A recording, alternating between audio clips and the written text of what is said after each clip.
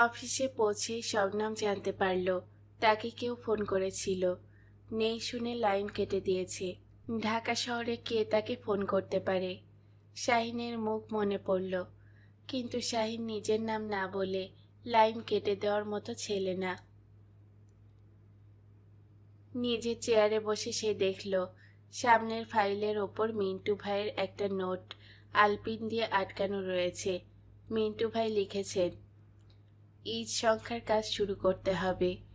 গতবারের সংখ্যা দেখে উপন্যাস, কবিতা, গল্প কার কার কাছে চাওয়া হবে তার তালিকা তৈরি করো। গতবারে কোনো চমক ছিল না, এবার সেটা আনতে হবে। তালিকা তৈরি করে আমার সঙ্গে দেখা করবে 12টার মধ্যে। শবনম হাসল। তালিকা তৈরি করার তো কিছু নেই। গতবারে যারা লিখেছিলেন তাদের কাছে লেখা চাইলেই হয়ে যায়। তারপরেই খেয়াল হলো মিন্টু ভাইয়ের মতে গতবারে কোনো চমক ছিল না, এবার সেটা আনতে হবে। কিভাবে চমক আনা যায়? কোনো বিখ্যাত ব্যক্তিকে দিয়ে, যিনি হয়তো কবি, উপন্যাস লেখেন না, তাকে দিয়ে উপন্যাস লেখাবো। সেটা কি সম্ভব? যিনি যা লিখতে অভ্যস্ত নন তাকে দিয়ে লেখালে সেটা কি ভালো হতে পারে? লাইব্রেরি থেকে গত বছরের ঈদ সংখ্যাটা বের করে নিজের টেবিলে নিয়ে এলো শবনম। উপন্যাস লিখেছেন বিখ্যাত লেখকরা, তাদের মধ্যে দুজনের লেখার সঙ্গে সে পরিচিত নয়। এরা কেমন লিখেছেন তা পড়ে ফেলা দরকার। 3টে নাম মাথায় এলো যারা গতবার লেখেননি। সেই 3টে নাম গত বছরের ঔপন্যাসিকদের পাশে লিখল সে। আক্তার এসে সামনে দাঁড়ালো। বছর 34-এর এই মানুষটি সবসময় সিরিয়াস ভাবনা ভাবেন। বাংলা সাহিত্যের কেউ কিছু লিখতে পারবেন না বলে মনে করেন এবং সেটা প্রকাশ্যে বলতে দ্বিধা করেন না। চিন্তিত। আক্তার জিজ্ঞাসা করলেন। শবনম ওকে মিন্টু ভাইয়ের নোট দেখালো। হাসলেন আক্তার। ক্ষুধার্তদের আপনি যা দেবেন তাই গোগ্রাসে গিলবে। থোর বড়ি খাড়া, খাড়া বড়ি থোর, একই লেখা সবাই ফেনিয়ে লিখবেন নতুন নাম দিয়ে। অবশ্য একজন এবার পারবেন না। কে? অবাক হলো শবনম। শমিক ভাই। এত বড় অসুস্থতার পর কি লেখা শুরু করতে পারবেন? কথাটা মাথায় আসেনি। আক্তার বললেন, উনি চমক চেয়েছেন, খোঁজ নিন না হুমায়ুন আজাদ কোনো আত্মজীবনী বা ডায়েরি লিখে গেছেন কিনা। আমার মতে যে কোনো উপন্যাসের চেয়ে সেটা আকর্ষণীয় হবে। আর হ্যাঁ, ইন্ডিয়ার লেখকদের লেখা নেওয়ার সময় বলে দেবেন, বা হাতের লেখা হলে ছাপবেন না। বলেই হাসলেন আক্তার। জানি এটা পারবেন না। চলে গেলেন আক্তার। 11:30টার সময় মিন্টু ভাইয়ের চেম্বারে ফাইল নিয়ে গেল শবনম। একবার তাকিয়ে নিয়ে মিন্টু ভাই বললেন, এ কি, তুমি তো গতবারেরটাই নকল করে এনেছ। আপনার সঙ্গে কথা বলে তারপর। বলো কি কথা বলতে চাও? গতবারে হুমায়ুন আহমেদ এবং সৈয়দ শামসুল হকের লেখা ছিল না। হুমায়ুন ভাই তার ছবি নিয়ে ব্যস্ত ছিলেন, সৈয়দ শামসুল হক লিখতে যাননি। ওদের এবার বললে কেমন হয়? ওরাই তো জনপ্রিয় এবং শ্রদ্ধেয় লেখক। বলতে কোনো অসুবিধে নেই, রাজি করিয়ে তাগাদা দিয়ে লেখা আনার দায়িত্ব তোমার। ওরা যে সম্মান দক্ষিণা চাইবেন সেটা আমাদের কাগজের পক্ষে দেওয়া সম্ভব কিনা তাও দেখতে হবে। আমি কি ওদের সঙ্গে কথা বলবো? হাসলেন মিন্টু ভাই। বলো, আমি যা পারিনি তা যদি তুমি পারো তাহলে খুশি হব। বাংলাদেশের লেখক কবিদের একটা তালিকা তৈরি হলো। মিন্টু ভাই বললেন, প্রবন্ধটা আমি আক্তারের ওপর ছেড়ে দিতে চাইছি। ঠিক আছে। গতবারে ইন্ডিয়ার যে লেখকরা লিখেছেন তাদের এখনই চিঠি দাও এবং সেই সঙ্গে ফোন করবে, বলবে লেখাটা একটু আগে আমাদের চাই। একটা কথা বলবো। মিন্টু ভাই তাকালেন। সাহসী হলো শবনম। একটু আগে ইন্ডিয়ার 2 বিখ্যাত লেখকের উপন্যাস পড়লাম। ওরা যে লেখা পাঠিয়েছেন তার চেয়ে অনেক ভালো এখনকার তরুণ লেখকরা লেখেন। তাই ওদের কাছে লেখা চাইবার সময় খুব বিনীতভাবে যদি বলা যায় লেখার মানের দিকে যেন একটু খেয়াল রাখেন, তাহলে কেমন হয়? অবাক হয়ে তাকিয়ে থাকলেন মিন্টু ভাই, তারপর হাসলেন। এই এক কথা কি আমরা হুমায়ুন আহমেদ বা ইমদাদুল হক মিলনকে বলতে পারবো? বলা যায়, ওরা যদি খারাপ লেখেন তাহলে পাঠকরা ওদেরই বদনাম করবে, পত্রিকার নয়। অনেকে আমাকে বলেছেন কি দরকার ইন্ডিয়ার লেখকদের লেখা নিয়ে। আমি বলি, বাংলা পত্রিকা বাংলা ভাষায় বাঙালি পাঠকের জন্য, ওরাও বাংলা ভাষায় লেখেন। আমাদের শহরের বইয়ের দোকানে ওদের বইয়ের পাইরেট কপি হু হু করে বিক্রি হচ্ছে, সেটা তো কেউ বন্ধ করতে এগিয়ে যায়নি। বাংলাদেশের পাঠক ভালো বাংলা লেখা পড়তে চান, কে কোথায় থাকেন তা নিয়ে বিন্দুমাত্র মাথা ঘামান না তারা। আক্তারের বলা হুমায়ুন আজাদের ডায়েরি বা আত্মজীবনীর প্রসঙ্গ উঠতেই মিন্টু ভাই বললেন, দেখো না খোঁজ করে, সেরকম কিছু থাকলে নিশ্চয়ই ছাপাবো। তাতে আমাদের যা সম্পর্কে মানুষের ধারণা ভালো চেয়ে খারাপ বেশি, আবার যাকে অস্বীকারও করা যায় না তাদের দিয়ে খোলাখুলি আত্মজীবনী লেখাবো। কেউ কি খোলাখুলি লিখবেন? সেটাই সমস্যা। আপনি কি কোনো তালিকা করেছেন? হ্যাঁ। ড্রয়ার থেকে একটা কাগজ বের করে এগিয়ে দিলেন মিন্টু ভাই। সব নাম দেখলেন, একজন মুক্তিযোদ্ধা, একজন ব্যবসায়ী, একজন ফিল্ম অভিনেত্রী, একজন রাজনৈতিক নেতা, একজন প্রাক্তন প্রেসিডেন্টের নাম তালিকায় রয়েছে। সব নাম হেসে ফেলল। মিন্টু ভাই জিজ্ঞাসা করলেন, তুমি হাসছো কেন? না। তারপরে একটু ভেবে বলল, যদি খোলাখুলি কথা বলেন তাহলে সবচেয়ে ইন্টারেস্টিং লেখা হবে প্রাক্তন প্রেসিডেন্টের। ঠিক বলেছ, কিন্তু উনি নিজে লিখবেন বলে মনে হয় না। তুমি চেষ্টা করো ওর সঙ্গে দেখা করতে। উনি রাজি হলে যখন সময় দেবেন তখন টেপ রেকর্ডার ওর কাছে নিয়ে যাবে। তোমাকে বেশ হোমওয়ার্ক করে নিতে হবে, কারণ ওর কাছ থেকে নতুন তথ্য বের করতে হলে তোমাকে প্রশ্ন করতে হবে। মিন্টু ভাই উত্তেজিত, কিন্তু আমি ওর কাছে পৌঁছাবো কি করে? আমার সঙ্গে উনি দেখা করবেন কেন? সেই ব্যবস্থা আমি করব, দাঁড়াও। মিন্টু ভাই ফোনের রিসিভার তুলে ডায়াল করলেন। ওপাশ থেকে সাড়া পেয়ে বললেন, আসসালামু আলাইকুম আশরাফ ভাই, কেমন আছেন? মিনিট খানিক খোশ গল্প করে কাজের কথা এলেন মিন্টু ভাই। প্রাক্তন প্রেসিডেন্টের সঙ্গে আপনার সম্পর্ক কীরকম? লোকটি যা বলল তা শুনে মিন্টু ভাই বললেন, আহা, এত চটে যাচ্ছেন কেন? আরে মিয়া, মাথা গরম না করলে কাজ ভেস্তে যায়। আপনি যতই গালাগাল দিন, তাকে আপনার দরকার। মিন্টু ভাইয়ের কথা একতরফা শুনে শবনমের ধারণা হলো ওই আশরাফ লোকটা প্রাক্তন প্রেসিডেন্টের কাছে অনেক টাকা পাবেন, যা তিনি দিচ্ছেন না। আশরাফ তাই প্রাক্তন প্রেসিডেন্টের প্রসঙ্গ উঠলেই তেলে বেগুনে চটে যাচ্ছেন।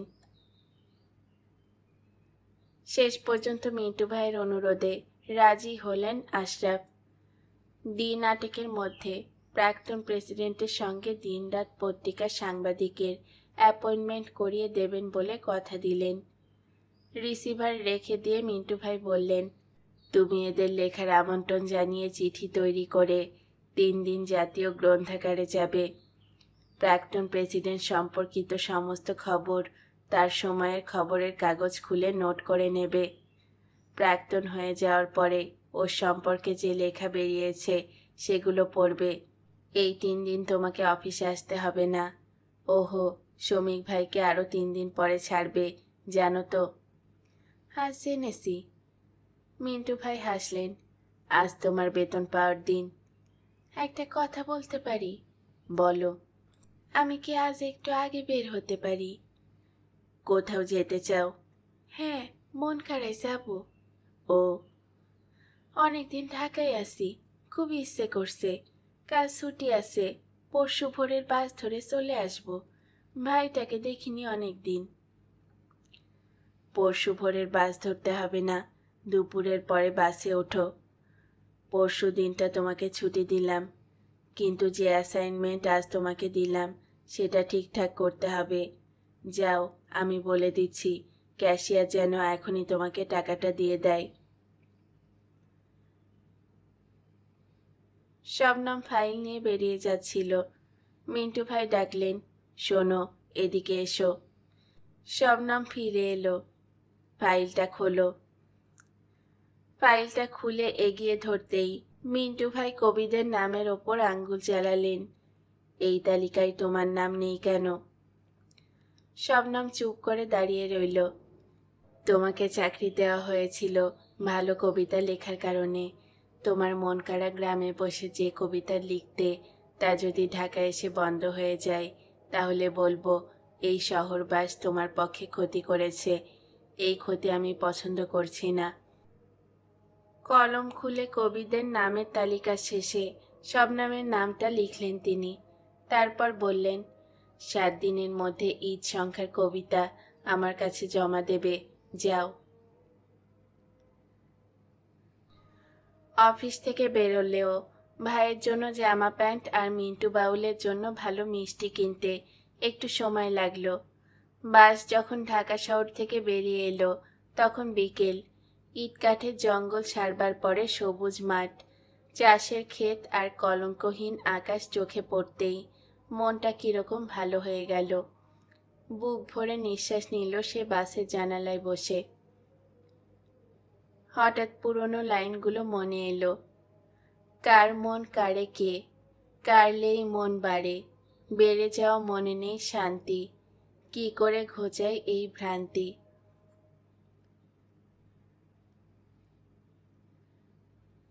ধীরে ধীরে দিনের আলো নিভে গেল। বাসের জানালায় বসে শবনম দেখল কেমন করে দিগন্ত থেকে একটা কালো ঢেউ পা টিপে টিপে এগিয়ে এসে আচমকা ঝাঁপিয়ে পড়া চরাচর অন্ধকারে ঢেকে দেয়। সবুজ মাঠ, গাছগাছালি, চাষের ক্ষেত যা চোখকে আরাম দিচ্ছিল, তা যেন পৃথিবীতে এখন নেই। দূরে, বহু দূরে টিমটিমে আলো জ্বলে উঠতেই বাস থামলো হারিকেন জ্বালা কয়েকটা দোকানের সামনে।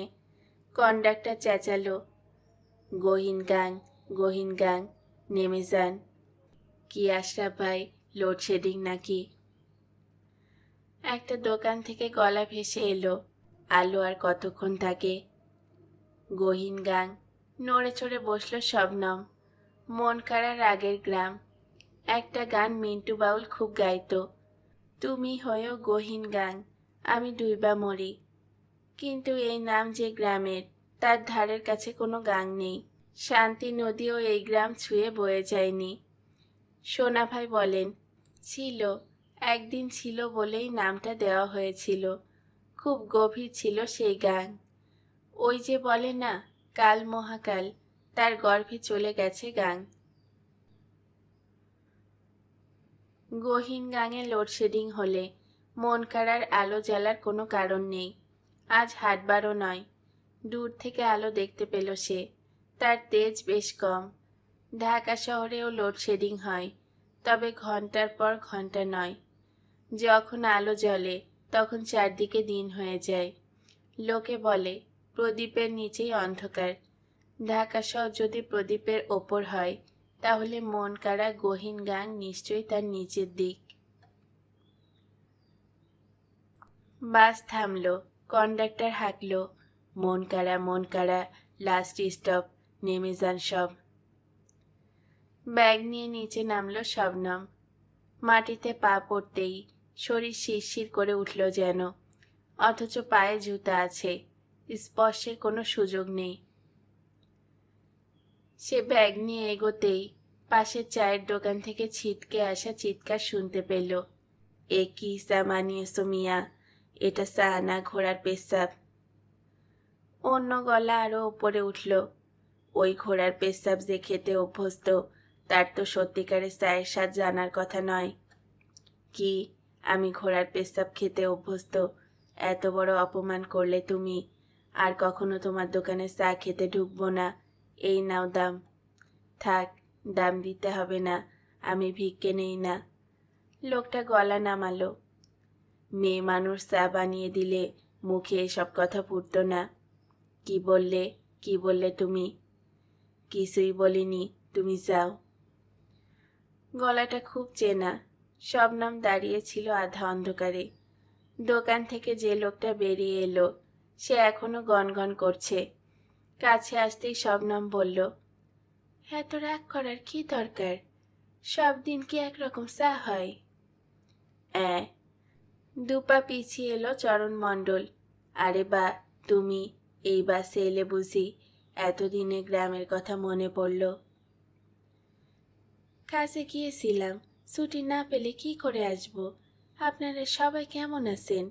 মিন্টু কাকা, সোনা ভাই, তনিমা? ওদের কথা পরে হবে, তুমি কেমন আছো? যেমন দেখছেন। ধ্যাত, এই অন্ধকারে তোমারে ভালো দেখতেই পাচ্ছি না। একটু আলোয় চলো তো।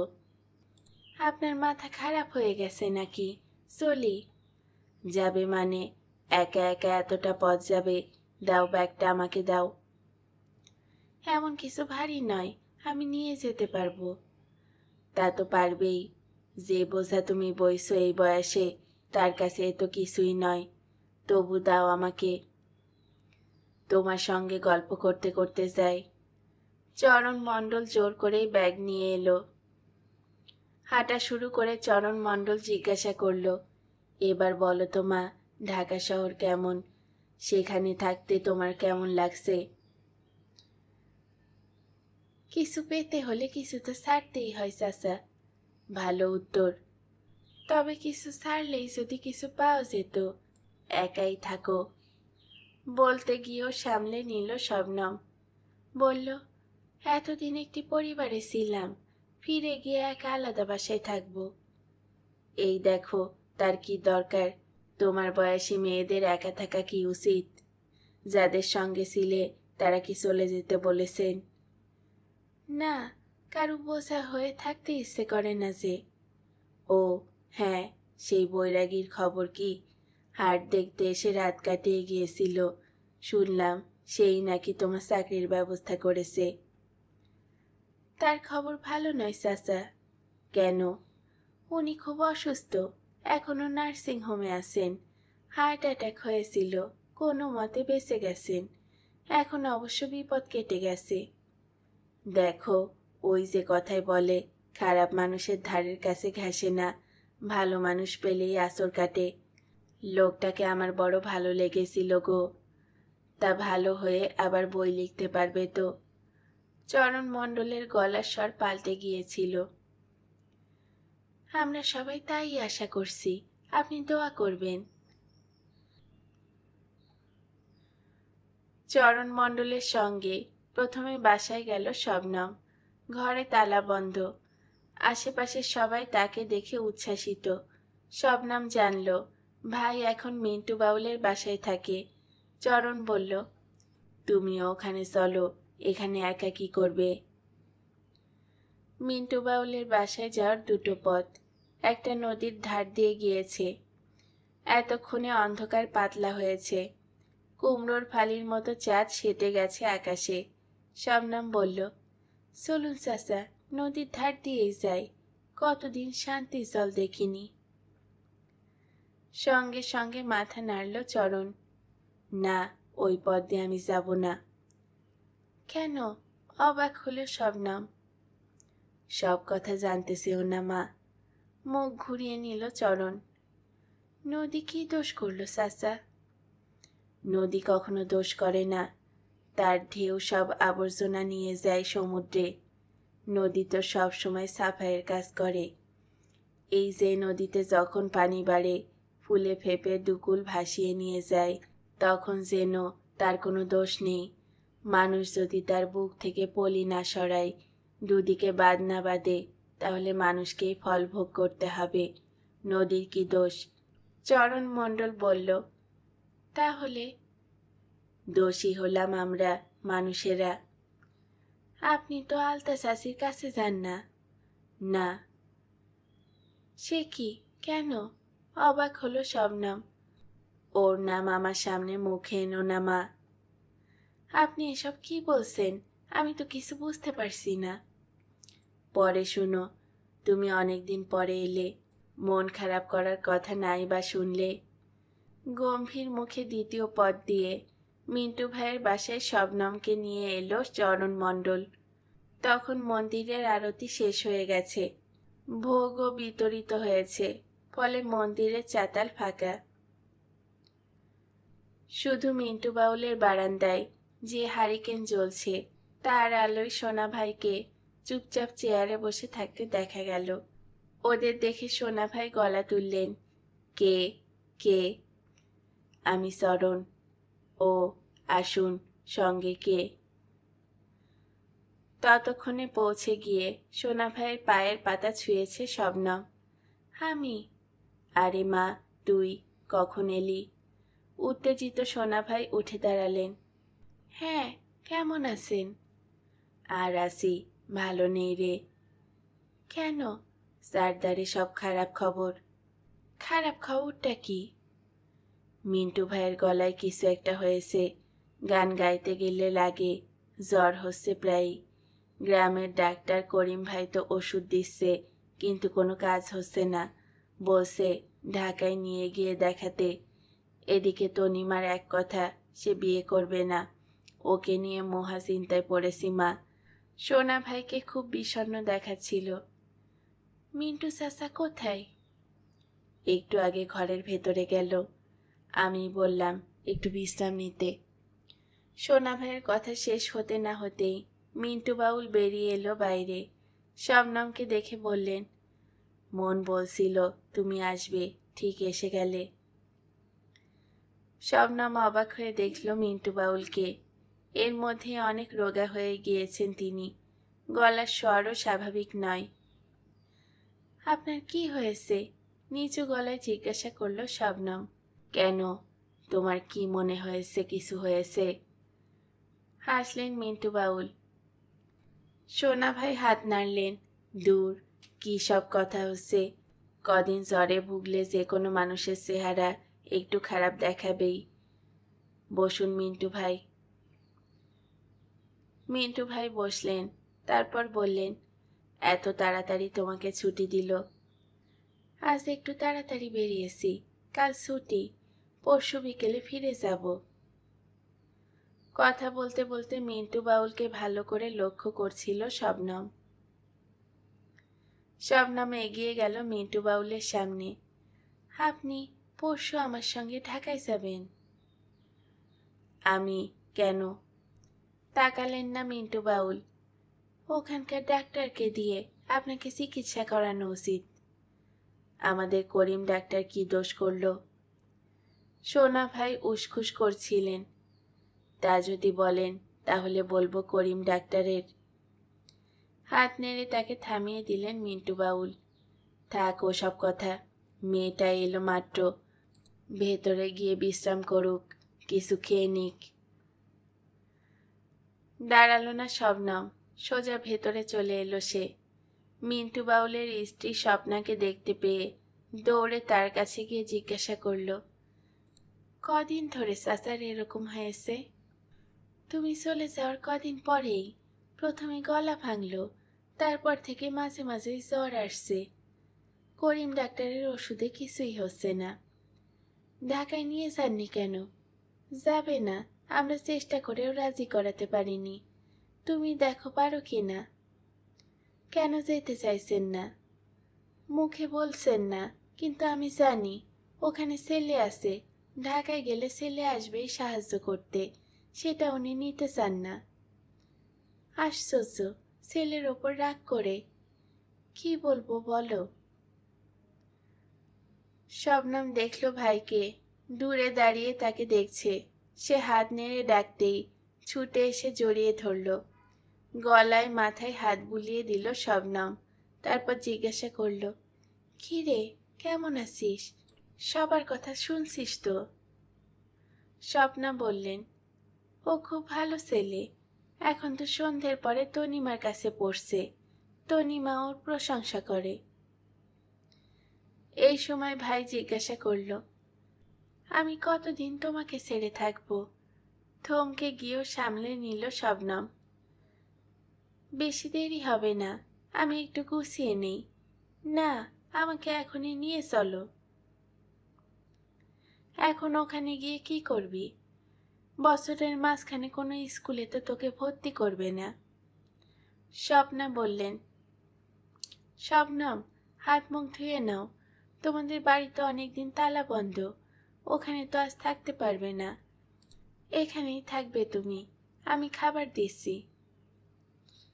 আমি এখন কিছু খাবো না চাচি, আর একটু পরে একবারে রাতের খাবার খাবো। ভাই প্যাকেটটা হাত থেকে নিয়ে জিজ্ঞাসা করল, এর মধ্যে কি আছে? শবনমের খেয়াল হলো ওর জন্য কাপড় কিনে এনেছে, কিন্তু এখন এই বাড়ির এমন পরিবেশে ওকে দিতে ভালো লাগলো না। সে বলল, যা, এগুলো ঘরে রেখে আয়। ভাই দৌড়ালো। মুখে হাতে জল দিয়ে বাইরে আসতেই তনিমার দেখা পেল সে। হাসতে হাসতে তনিমা বলল, তুমি এসেছো শুনে দেখতে এলাম। পত্রিকার অফিসে চাকরি করছো? হ্যাঁ, শ্রমিক ভাই ব্যবস্থা করে দিয়েছেন। গুণীর কদর সবাই করে। কেন, তুমি কি কম গুণী? দূর। সোনা ভাই খুব দুঃখ করছিলেন।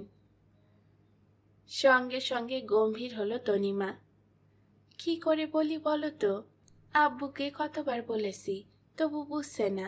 আমি স্কুলে পড়াচ্ছি, সারা জীবন তো দুবেলা খেতে পাবো। স্বপ্না শুনছিলেন। মেয়ে সংসার করছে দেখে যেতে সব বাবা মাই চাই তনিমা। যে লোকটার সঙ্গে বিয়ে ঠিক করবে আব্বু, তার সঙ্গে যদি সংসার করতে না পারি, যদি বিয়ের পর আবার এখানে চলে আসতে হয়, তাহলে তো কোনো ছেলে মেয়েরই বিয়ে করা উচিত নয়।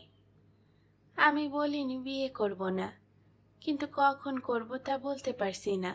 হাসলো তনিমা। আমার 5 মিশেলি মন খারাপের পরে ওরে তোর সঙ্গে আসি, এটা তো সব মানুষকে বলা যায় না, বলো যায়? তার মানে? চেঁচিয়ে বলল শবনম। কিন্তু সঙ্গে সঙ্গে সে মিন্টু বাউলকে দেখতে পেয়ে থেমে গেল, স্বাভাবিক হতে চাইল। স্বপ্না জিজ্ঞাসা করল, রাতে দুধ ভাত খাবে না একটু পায়েস করে দেব? শবনম জিজ্ঞাসা করল, দুধ ভাত কেন? স্বপ্না বললেন, গিলতে কষ্ট হয়, গলা খাবার খাচ্ছেন আজকাল। মিন্টু বাউল বললেন, ওটা খেলে ভালো হজম হয়। ভেতরে যেতে যেতে আবার ঘুরে দাঁড়ালেন তিনি। শবনম, নতুন কটা কবিতা লিখেছ, দুটো দাও। মন বলছে সুর করতে পারবো, গাইতে না পারি সুর করতে তো পারবো। শবনম নিচু গলায় বলল, ঢাকায় গিয়ে আমি কবিতা লিখতে পারিনি। সে কি? আটকে উঠলেন মিন্টু বাউল। তার গলা আরো খসখসে শোনালো, তাহলে মন কাড়া সেরে ঢাকায় গিয়ে তোমার কি লাভ হলো?